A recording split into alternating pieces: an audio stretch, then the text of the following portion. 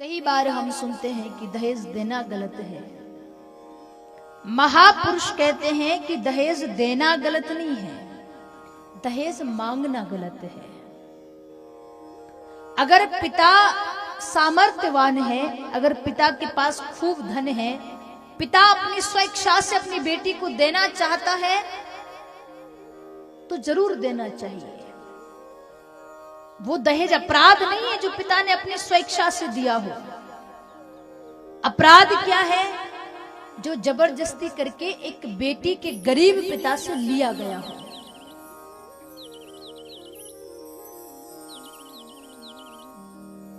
महापुरुष कहते हैं, हमने एक और दिन कहा था, लेवल मिला करके नहीं, गुण मिला करके ब्याह करिए। महापुरुष कहते हैं कि बेटी का ब्याह करने वाला, बेटी का जो पिता होता है, जो कन्या दान करते हैं, जो अपने कलेजे के टुकड़े को दान कर रहा हो, बेटी का पिता राजा के समान है जो इतनी बड़ी वस्तु दान में दे रहा है, अपने कलेजे का टुकड़ा दे रहा है। अगर बहू पाने के बाद भी वर पक्ष वाले दहेज के इच्छुक हैं और मांगना चाहते हैं तो दुनिया में उनसे बड़ा भिखारी कोई और नहीं है। बेटी का पिता राजा है और यदि वर का पिता भिखारी बन जाए तो फिर एक राजा की बेटी का ब्याह भिखारी के घर कैसे हो सकता है? नहीं हो सकता। ऐसे घर में तो रिश्ता करना ही नहीं चाहिए जहां सामने से मांग आती हो, इतना केस लेंगे, इतना सोना लेंगे, ये गाड़ी लेंगे, इतनी चांदी लेंगे। एक पिता ने जाने कितने सपने सजाए होते हैं अपनी बेटी की शादी के लिए। वो जैसे कर रहे हैं ब्याह, जितना दे पा रहे हैं, उनकी सामर्थ्यता है, उसको स्वीकार करिए। दहेज मांगिए नहीं, पर दहेज अगर देने के लिए आप सामर्थ्यवान हैं तो जरूर दीजिए। हमारे भारत देश का एक नियम है, यहां जितना हक बेटे का है उतना ही हक बेटी का भी है। प्रॉपर्टी के अगर 2 बच्चे हैं घर में तो 2 हिस्से होंगे, 2 बेटे हैं तो 2 हिस्से होंगे। अगर एक बेटा एक बेटी है तो फिर वहां हिस्सा नहीं होगा। बेटियों को कौन प्रॉपर्टी देता है? नहीं देंगे। पर महापुरुष कहते हैं, प्यारे, ना भी दो तो बेटियां आपकी संपत्ति नहीं चाहती। अरे संपत्ति बांटने का काम तो बेटों का है, बेटियां तो हमेशा माँ बाप की विपत्ति बांटा करती है। वो तो माँ बाप के दुखों को अपने तक लेकर के अपने ऊपर उन दुखों को ढालना चाहती है कि ये दुख मुझे मिल जाए, मेरे माँ बाप खुश हो जाए। यहाँ बेटों की बुराई नहीं है, पर थोड़ा भाव समझने का प्रयास करिए।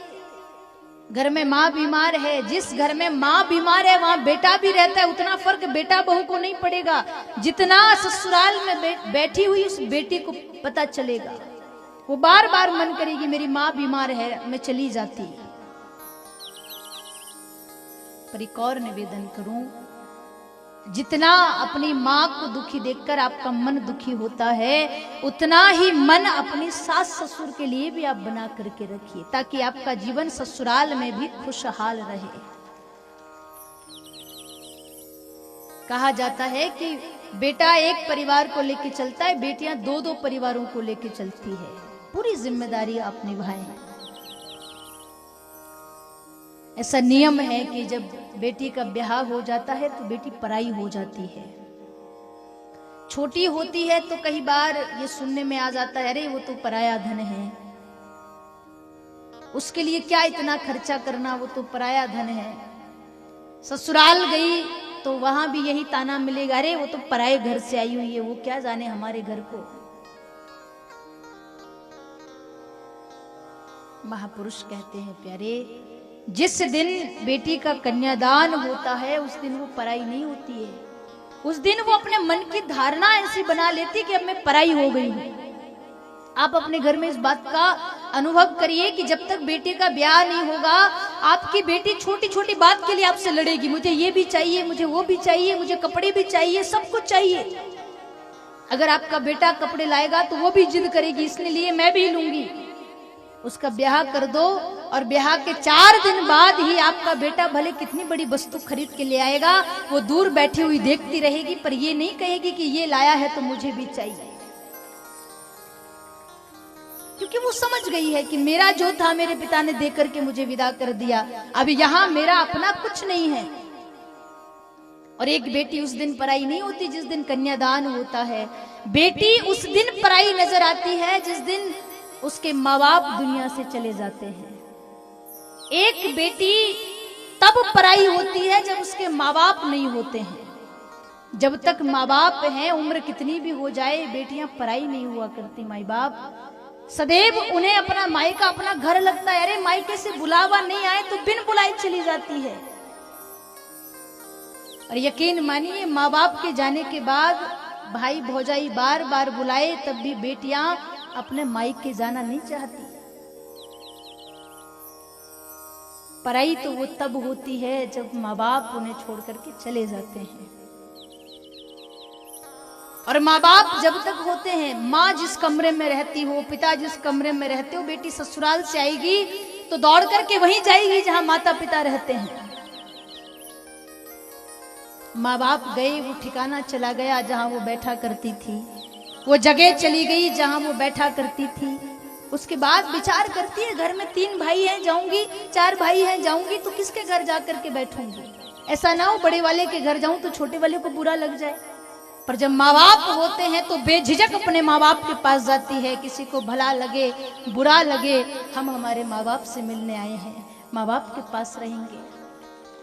माँ बाप के जाने के बाद जब बेटियां ससुराल से आती है, उस दिन वो पराई लगती है। जिस दिन बेटी आई हो, माँ घर में नहीं है, पिता नहीं है, उसकी भाभी ने जहां आसन बिछा दिया वो वहीं बैठ गई, तब देखिएगा कि आज ये पराई हुई है।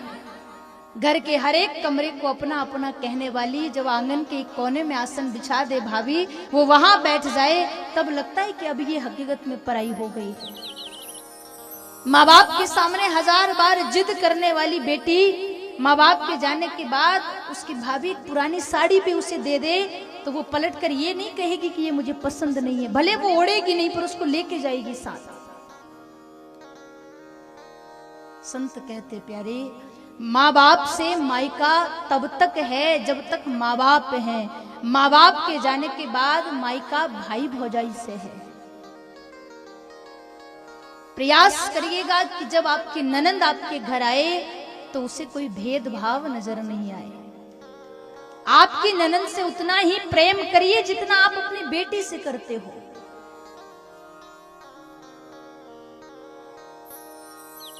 यकीन मानिए, जब माँ बाप दुनिया से चले जाए ना, अगर एक बहन को अपने भाई की याद भी आती हो तो वो बार बार मायके नहीं जाएगी। अभी गई थी 1 महीने पहले, अगर दोबारा जाऊंगी तो कहीं भाभी को ये ना लगे कि ये बार बार क्यों आती है, कहीं इसके भाई से कोई रुपया पैसा तो नहीं ले जाती होगी। इस डर के मारे वो आती नहीं है। भाई बुला भी ले, आ भी जाए, भाई भले अपनी बहन को 10,000 रुपए का लिफाफा दे दे, 50,000 के कपड़े दिला दे, पर वो तब तक खुश नहीं होगी जब तक उसकी भाभी उससे प्रेम से बात ना करे। भाई से भी ज्यादा भाभियों से मायका होता है। तो आपसे निवेदन करूं, जब भी आपकी ननंद घर आए तो कोई भेदभाव मत रखिए। हम ये नहीं कहते कि आप उन्हें महंगी ड्रेस दिलाइए, नहीं दिला सकते कोई बात नहीं, सामर्थ्यवान नहीं है कोई बात नहीं। और बहन बेटियां कभी किसी का लेने नहीं आती है प्यारे। अरे आप उनसे प्रेम से 2 बात करिए और वो आपको हजारों दुआएं दे करके जाएगी, हजारों बार आशीर्वाद दे करके जाएगी। अगर दे सकते हैं तो बेटियों को दे, नहीं दे सकते हैं